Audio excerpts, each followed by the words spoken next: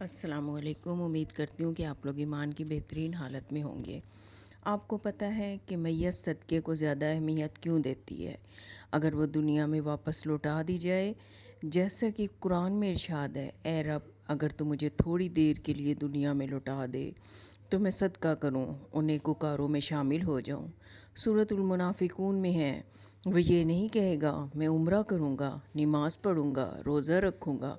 علماء نے کہا یہ صدقے کی تمنا اس لیے کریں گے کیونکہ وہ اس کا عظیم ثواب اپنی آنکھوں سے دیکھیں گے۔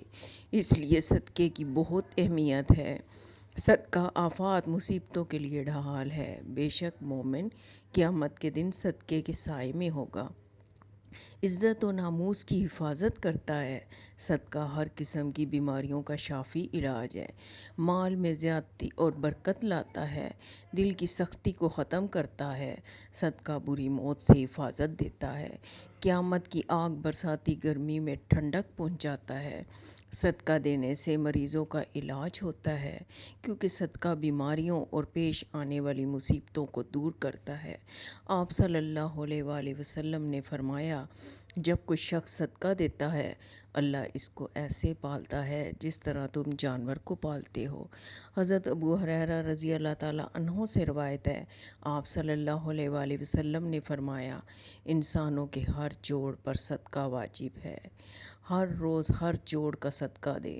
صبح کو انسان اٹھتا ہے کہ میں ٹھیک ہوں، ہر روز سورج طلوع ہوتا ہے، اور ہر سانس کا صدقہ ہے۔ سانس باہر نکالتا ہے، سانس اندر لے کے جاتا ہے، 2 مرتبہ اس کا شکر ادا کرو۔ خیانت کا صدقہ اللہ قبول نہیں کرتا، صرف پاکیزہ کمائی کا صدقہ اللہ تعالیٰ قبول کرتا ہے۔ ایک صحابی آپ صلی اللہ علیہ وآلہ وسلم کے پاس آئے کہ میرا پڑوسی ہے، اس کے کھجور کا درخت ٹیڑھا ہے، میرے گھر کے اوپر سے اس کی شاخیں گزرتی ہیں، ان پہ پھل لگتا ہے، نیچے گرتا ہے، میرے بچے اٹھا کر کھا لیتے ہیں۔ وہ بھاگا بھاگا آتا ہے، ان کے منہ سے کھجور نکال دیتا ہے۔ اس کو کہیں کہ بچوں پر اتنی زیادتی نہ کرے۔ آپ نے اس کو بلایا، وہ منافق تھا۔ آپ صلی اللہ علیہ وآلہ وسلم نے اس کو فرمایا، ایک سودا کرتے ہیں۔ اس نے کہا کیا؟ آپ صلی اللہ علیہ وآلہ وسلم نے فرمایا، یہ کھجور کا درخت مجھے دے دو اور اس کے بدلے جنت میں تمہیں کھجور کے باغات لے کر دوں گا۔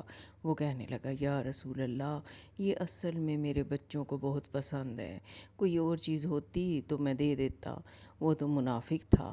وہاں ایک صحابی بیٹھا تھا، کہنے لگا، یا رسول اللہ صلی اللہ علیہ وآلہ وسلم، اگر میں یہ کھجور کا درخت لے کر دے دوں تو مجھے جنت میں گھر لے دیں گے؟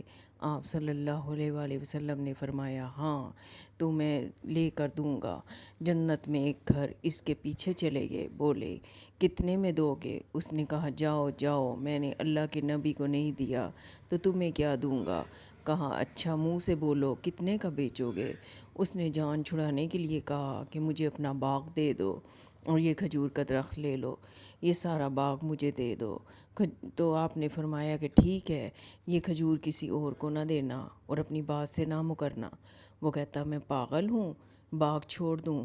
صحابی بھاگا بھاگا آپ صلی اللہ علیہ وآلہ وسلم کے پاس آیا اور خوشی خوشی کہنے لگا کہ میں نے سودا کر لیا ہے، سارا باغ دیکھ کر کھجور خرید لی ہے۔ میرے ساتھیوں، اللہ کے نبی نے فرمایا، میں اپنی آنکھوں سے دیکھ رہا ہوں کہ اللہ نے تیرے لیے جنت میں محل بنا دیا ہے۔ واللہ اللہ تعالیٰ ہمیں بھی صدقہ کرنے کی توفیق دے۔ کسی اندھے کو رستہ دکھا دینا بھی صدقہ ہے، کسی گونگے سے اشاروں سے بات کرنا بھی صدقہ ہے، کسی بہرے کے ساتھ اونچی آواز میں بات کرنا بھی صدقہ ہے، رستے سے تکلیف دہ چیز کو ہٹا دینا بھی صدقہ ہے۔ دعا ہے اللہ تعالیٰ ہمیں نیکیاں کرنے کی توفیق عطا فرمائے۔ چینل کو سبسکرائب